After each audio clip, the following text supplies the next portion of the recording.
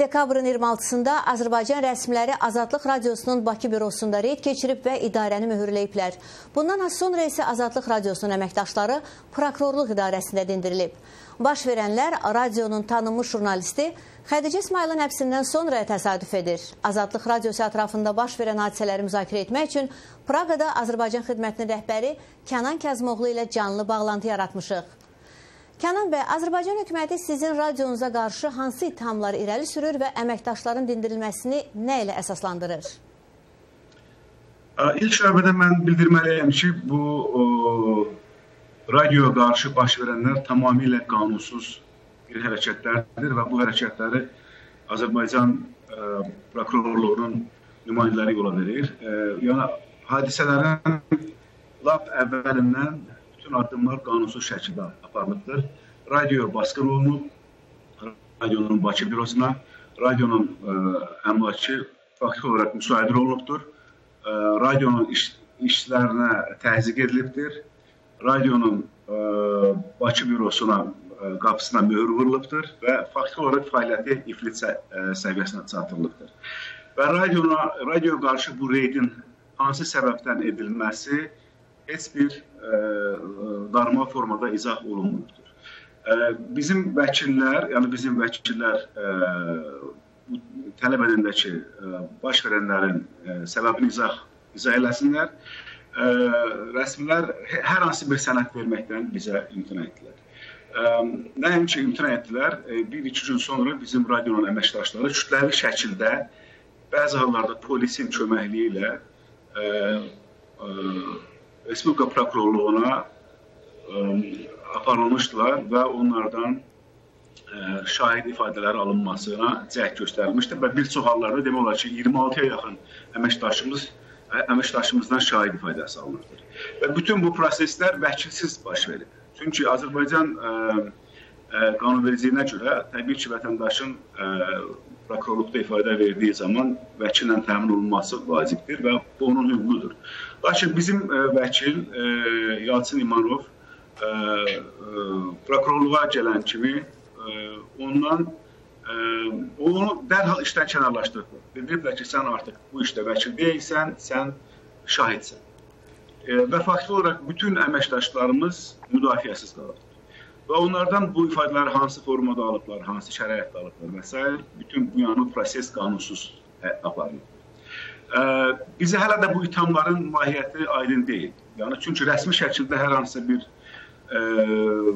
məlumat radionun özünə bildirilməyibdir. Yalnız biz mətbuatdan oxuyuruq ki, orada-burada məsələn, hansısa mətbuata məlumat sızdırırlar və radio qarşı absurd ithamlar irəli sürürlər. Biz bu ithamları tamamilə rədd edirik. Biz baş verənləri qanunsuz sayırıq. Biz büronun dərhal bərpasını və işinin normal fəaliyyətinin bərpasını tələb edirik. Və bildirmək istəyirəm ki, Azadlıq Radiosu heç bir halda öz işini dayandırmayıb, radio öz işini davam etdirir və davam etdirmək niyyətindədir. İstər Bakıdan olsun, istər Praqadan olsun, yəni bizim planlarımızda bu radionun fəaliyyətinin dayandırmaq daxil deyildir. Təbii ki, bu proseslər radionun işinin normal axarına təsir göstəribdir. Lakin mən bildirməliyəm ki, Azərbaycan xidməti 60 ildir ki, artıq efirdədir. Azərbaycandakı dinləyicilərinə, oxucularına xidmət göstərir və mən tam əminliklə bildirirəm ki, bu davam edəcəkdir. Amma hal-hazırda biz, yəni bu bizim ən böyük tələbimiz Bakıdakı əməkdaşlarımızın, Azərbaycandakı əməkdaşlarımızın təhlükəsizliyinə təminatdır. Çünki biz onların böyük təhlükədə olduğunu hiss edirik, onlara təzyiq var, onlara qarşı xof yaradılır, müxtəlif istintaqlara çağırılmaqla onlara qarşı təzyiq edilir. Təsəvvür edin ki, bir müxbirimizi evdən ayaqlarına qoyur. Yəni, hansı bir normal dövlətdə jurnalisti evindən polislər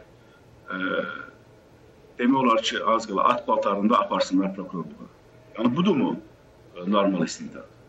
Başqa bir əməkdaşımızı qapısını döyüblər, hədə qorxu gəliblər və ondan sonra bir çox əməkdaşlarımız bu formada istintaqa cəlb olunurlar.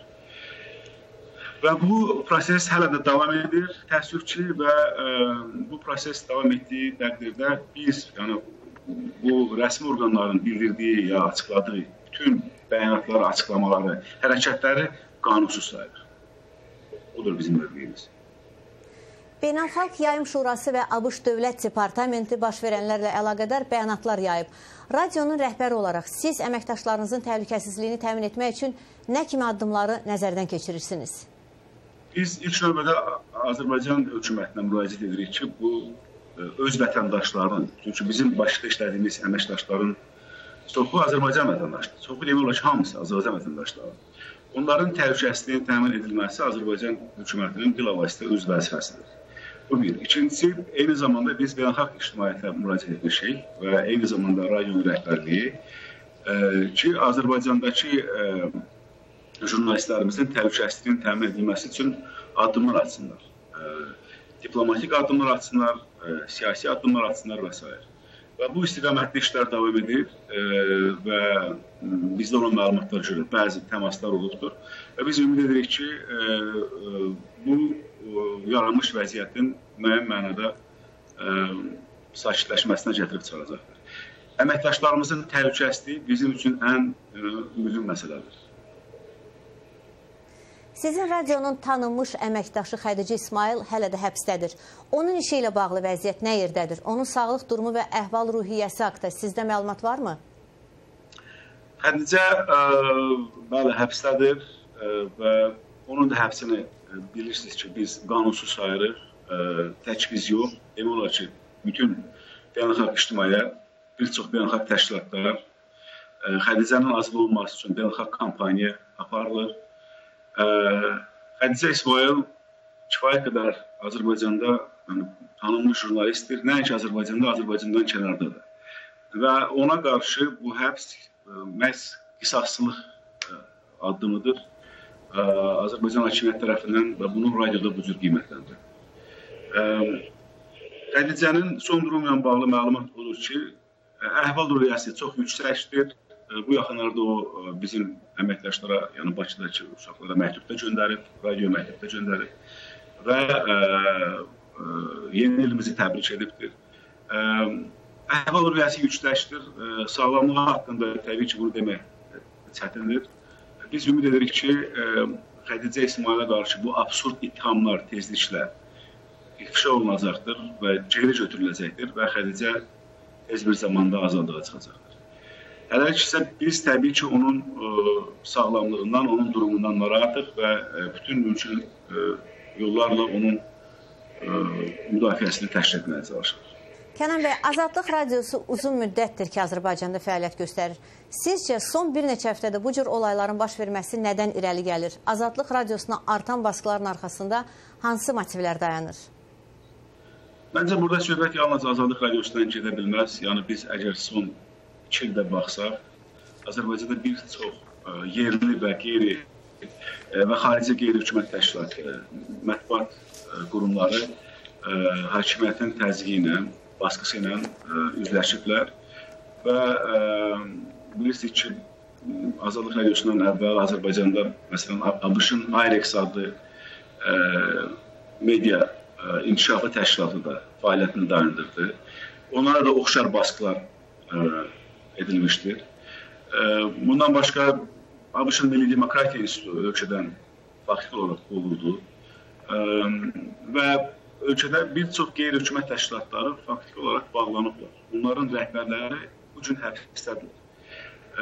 Və ona görə də Azadlıq Radiosuna qarşı baş verənləri ayrıca bir kontekstdə müzakirə etmək mümkün deyil. Bu, eyni bir dalğanın, eyni repressiya dalğasının bir tərkib hissəsidir.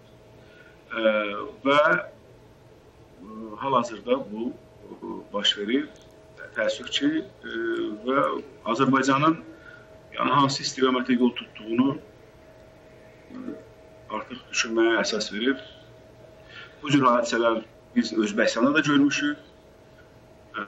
Qonşu Türkmənistana da diqqət yetiririk. Yəni, orada nə baş veribdir və hansı durumdadır indi ölkə. Təbii ki, yaranmış vəziyyət Azərbaycana yaraşan bir vəziyyət deyil. Azərbaycanda mətbuatın, qeyri-hökumət təşkilatlarının, vətəndaş cəmiyyətinin fəaliyyəti üçün normal şərait yaradılmalıdır. Lakin bu gün bu yoxdur. Və təəssüf ki, bu təzyiq kampaniyasına, bu baskılara Azadlıq Radiosu məruz qalıbdır. Bizim jurnalistlər məruz qalıbdır. Biz ümid edirik ki, vəziyyət dəyişəcəkdir. Yəni, ümiddən başqa nə demək olar? Yəni, bu gün yaranmış vəziyyət o qədər də ürəksən deyil.